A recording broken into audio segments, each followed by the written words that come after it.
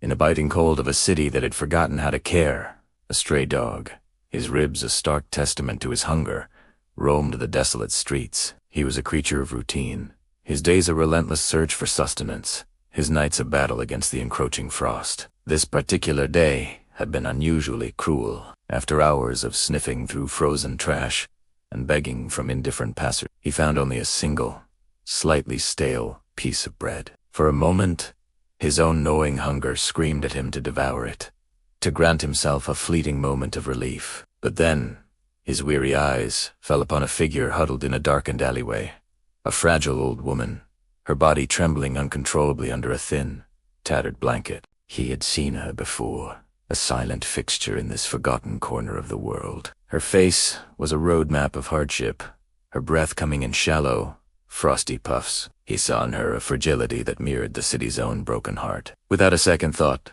the dog padded over to her, his paws silent on the grimy pavement. He nudged the piece of bread, his most prized possession, into her cold, rancor-laden hand. She stirred, her eyes fluttering open, and a flicker of disbelief, then immense gratitude, washed over her features. She broke the bread, offering him a piece, but he gently pushed it back, insisting she'll take it all. As darkness fell, blanketing the city in a deeper, more menacing cold, the dog knew the old woman wouldn't survive the night alone. The wind howled through the alley, a mournful song of despair. He saw her shiver, her frail body curling into a tight ball, a futile attempt to conserve what little warmth she had left.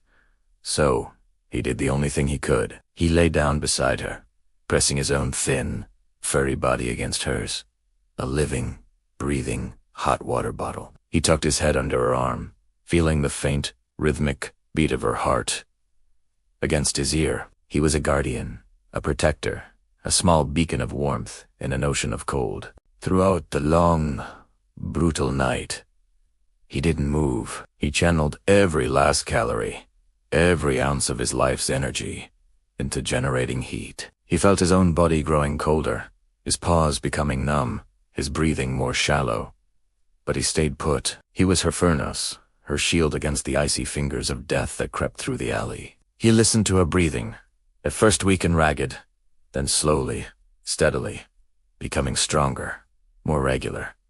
He knew he was making a difference. This simple act, this sharing of warmth, was the most important thing he had ever done. When the first rays of dawn pierced the gloom, painting the sky in hues of pale pink and orange, the old woman awoke. The shivering had stopped. She felt a strange, profound warmth she hadn't felt in years. She turned to thank her small, furry savior, to share the morning light with the creature who had given her another day. But as she touched him, she found his body was still.